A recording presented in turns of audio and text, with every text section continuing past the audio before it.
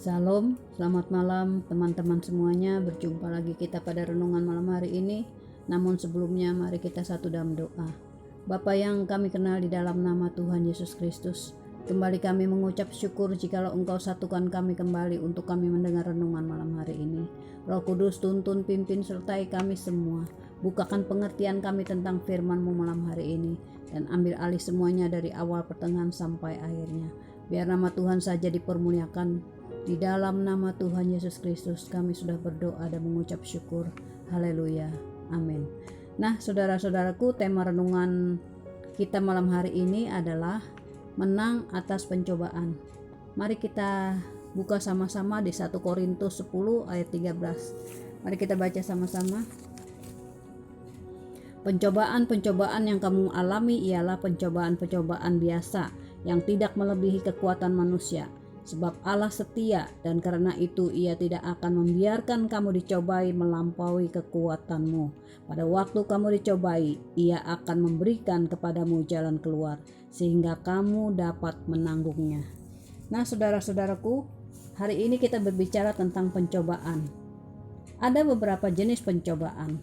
Yang pertama, pencobaan yang datang dari diri kita sendiri. Misalnya, kita sudah tahu kita punya penyakit darah tinggi, tetapi kita senang dengan yang namanya buah duren dan sate kambing. Itu yang namanya pencobaan datang dari kita sendiri. Yang kedua, pencobaan yang datang dari setan. Tujuannya untuk menghancurkan iman percaya kita atau menghancurkan kehidupan kita. Yang ketiga, ujian dari Tuhan. Tujuannya untuk mendewasakan iman kita. Contohnya, Abraham diuji oleh Tuhan, Ayub juga diuji oleh Tuhan.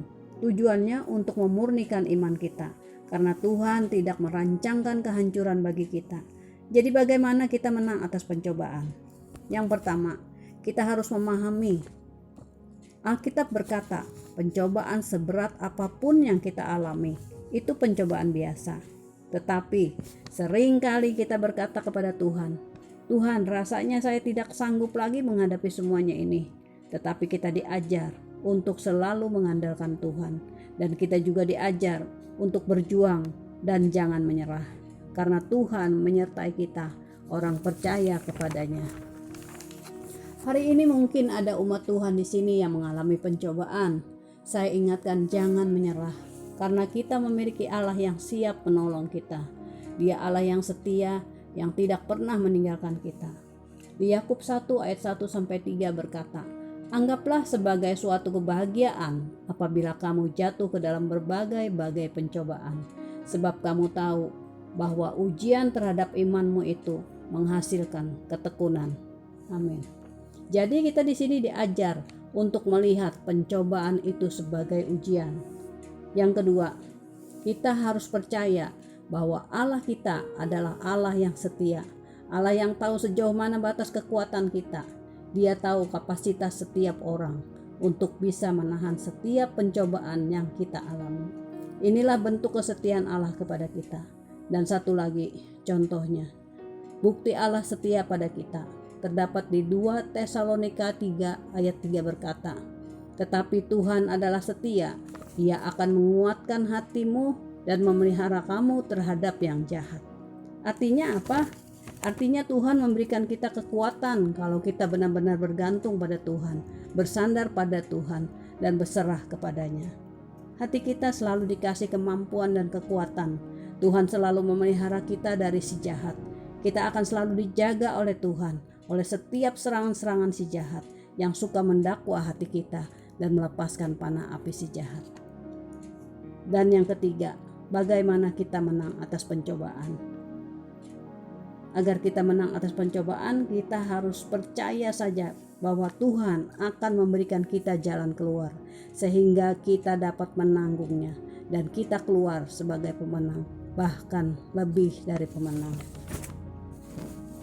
Jadi kesimpulannya, kalau kita ingin menang atas pencobaan, yang pertama, kita harus belajar mengerti, memahami kehendak Tuhan.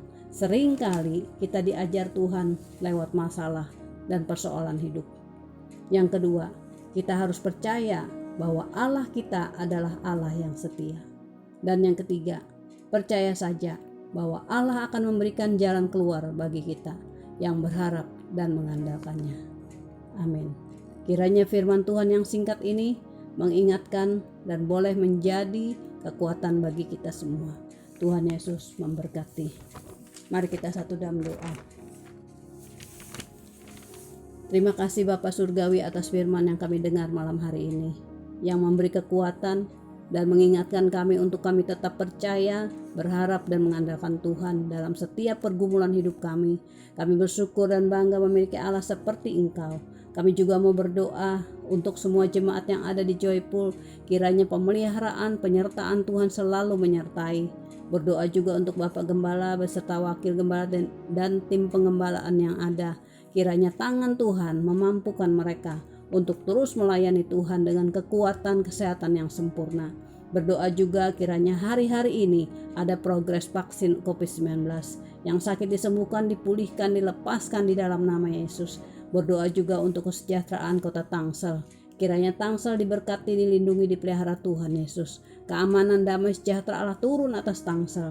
Bapa, inilah doa-doa yang kami naikkan dan bawa di hadapan Tuhan. Kami percaya Engkau Allah yang sanggup menolong dan memberkati kami semua.